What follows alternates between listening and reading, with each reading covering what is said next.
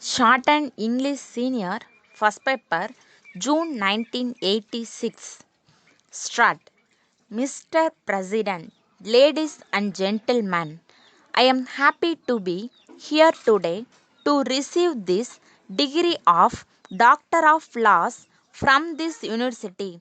This university is well known all over the world and was established during our freedom struggle to provide education to students who came out of their schools and colleges at the call of the national movement.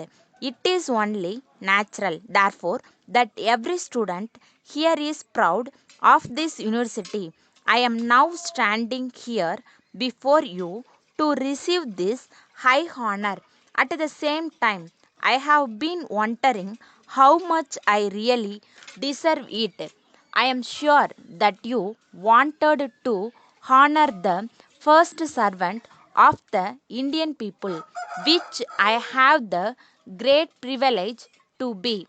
At this proud moment, I would like to look back to the days of my student life. We were at schools when Gandhiji's call to leave our classes and join the freedom movement reached us. We readily responded to the call and joined the freedom movement. At the height of the freedom struggle, both students and staff found themselves in prison. There were many such instances in our student life. When we came out of the prison, we resumed our education. It was on education in which ideas and actions were closely connected, and we learnt not only from the books but also from the hard facts of life. Your university is one of the youngest and most important in this country. I would like to say a few words in this connection that your contribution to the growth of science and technology in this country is very great. Your courses of study stress the importance of knowledge.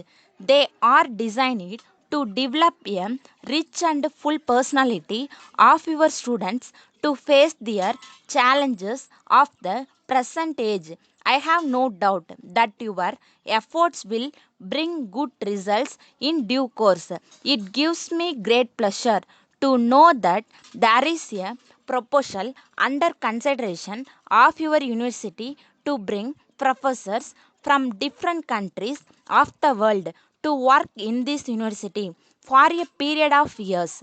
I have every hope that such a step will have closer understanding among different countries. I wish your proposal all successes. I would like to say a few words about women's education and their role in the present context. There is a change in outlook among the women of our country after independence. During the struggle for independence, Gandhiji gave a great lead, and the women of our country took a most important part in getting freedom to our country. However, after independence, their role has changed, and they are now engaging themselves in various departmental activities.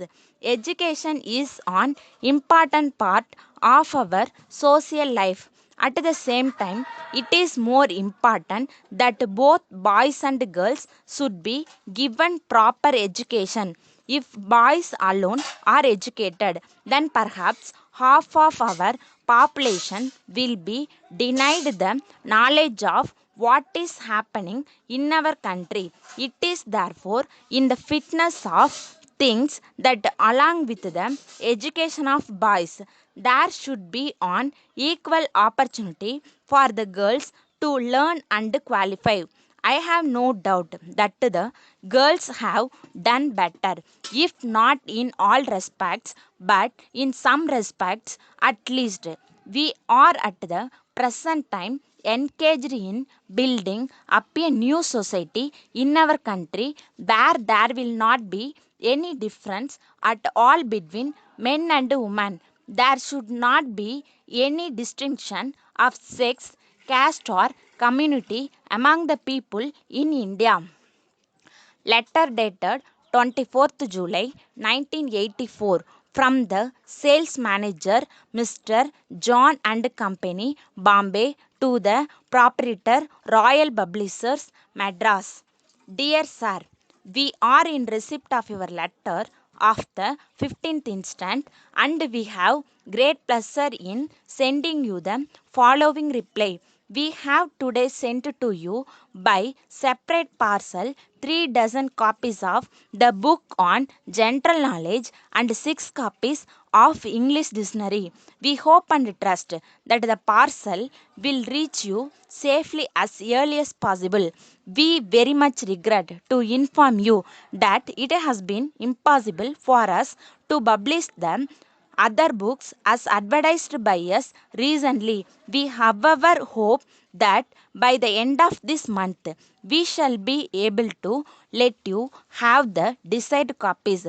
We shall be pleased to send you the particulars of these new books as soon as they are ready. Our next list, therefore, includes several new books which will interest you. For example, it will furnish full particulars of new series of educational and scientific books. These books, in our opinion, will replace certain books which are now largely used. We conducted some investigations into modern requirements and found that they were not adequately met by any publisher.